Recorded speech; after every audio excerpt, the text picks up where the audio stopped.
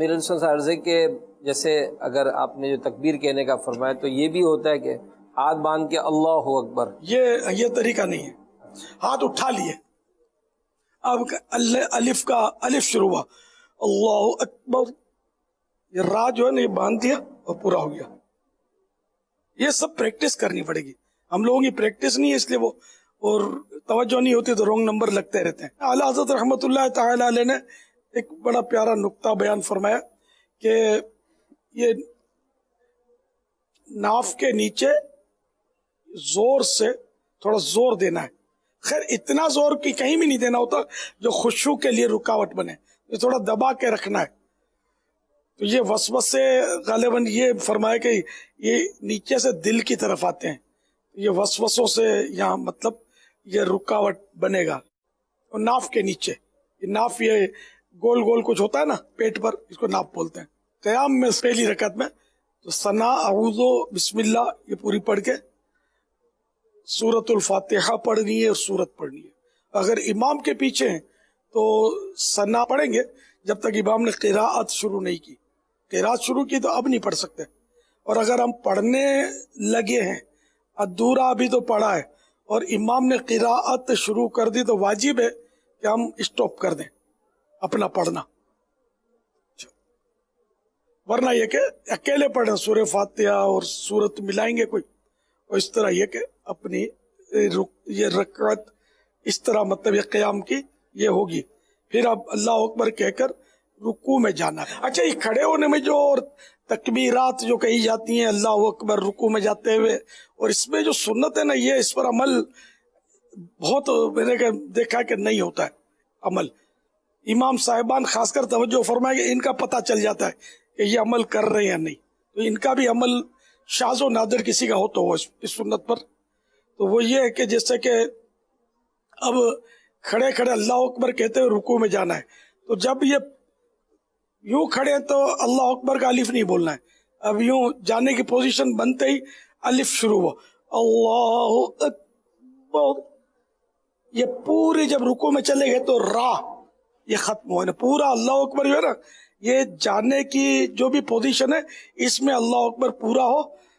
یہ نہیں کہ وہ رکوع میں جا کر وہ آدھا اکبر اکبر کہا یا اس طرح نہیں، را پورا ہو جائے اس پہ. میرے رکوع کو مت دیکھیے گا، یہ تو اونچا تھا اور سب کو بولتا پیٹ پیچھے، تو میرے ٹانگیں اور یہ مسائل ہیں میرے، تو اس لیے اب وہ میرے سے وہ میں تو کرسی پر بیٹھ کر نماز پڑھتا ہوں.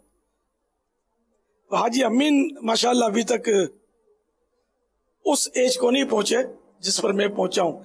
ایج کی وجہ بھی ہو سکتی ہے، اور ویسے ہی ٹانگوں میں گھٹنوں میں مسائل لوگوں کے ہو جاتے ہیں، پٹھوں میں. اللہ شفا دے، دعا فرمائے کہ میں پھر زمین پر باقاعدہ سجدہ کر کے آپ کو دکھا دوں.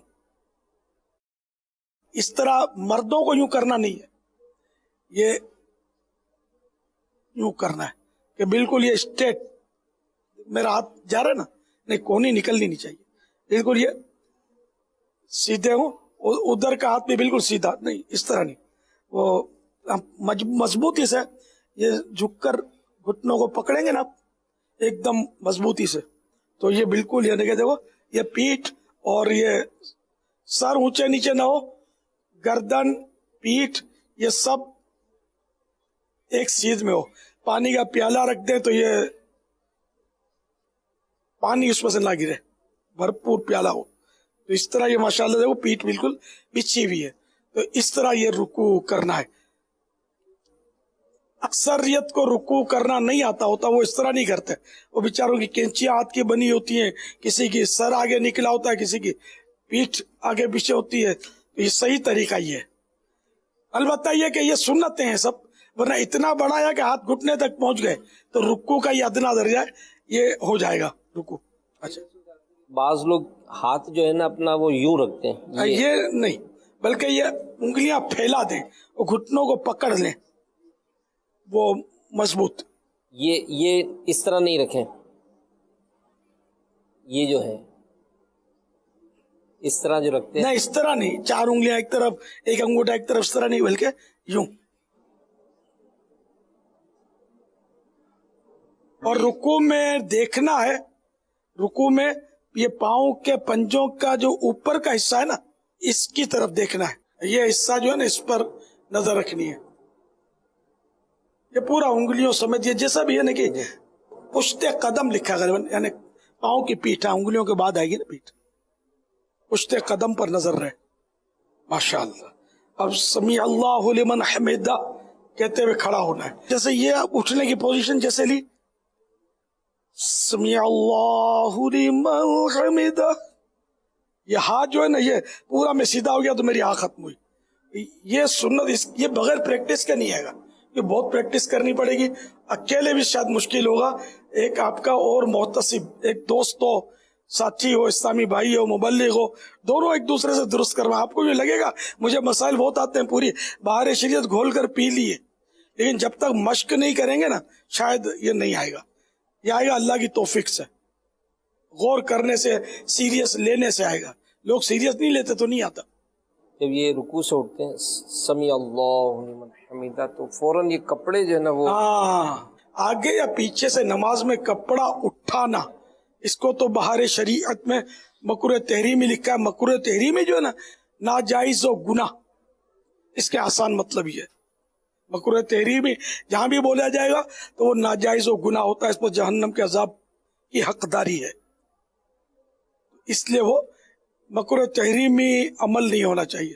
تو آگے سے کپڑے اٹھاتے، سجدے میں جاتے ہوئے یوں اٹھاتے ہیں کپڑے، چاہے ایک ہاتھ سے اٹھایا چاہے دو ہاتھ سے اٹھایا، مکروہ تحریمی ہو جائے گا. یہ اٹھانے نہیں ہے، یوں بس بغیر کھینچے کپڑوں کو جانا ہے. ہم جب اٹھتے ہیں تو بعض اوقات یہ بالکل سر بھی اوپر، آنکھیں بھی اوپر، یہ نہیں سب نارمل ہو. سمیع اللہ لمن حمیدہ کہہ کر کھڑے ہوں گے. واجب ہے سیدھا کھڑا ہونا. بعض اوقات کیا کرتے ہیں رکوع سے سمیع اللہ لمن حمیدہ اللہ اکبر یوں چلے جاتے ہیں، یہ بھی واجب چھوٹے گا.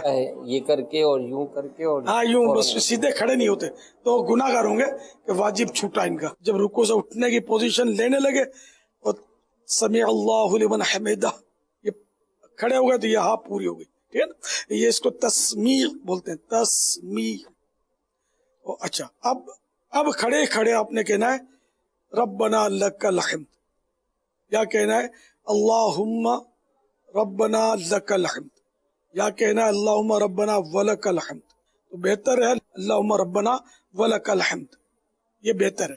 یہ کھڑے کھڑے کہنا ہے، یہ ہلتے جلتے نہیں کہ رکوع میں جاتے آتے یہ پورا کیا نہیں، پورا یہ کھڑے کھڑے کہنا ہے. اب تھوڑا سا بھی جب اللہ اکبر کے سجدے میں جا رہے ہیں نا تو الف اس وقت شروع ہوگی کہ جب وہ آپ نے تھوڑی پوزیشن لی سجدے میں جانے کے لیے، اللہ اکبر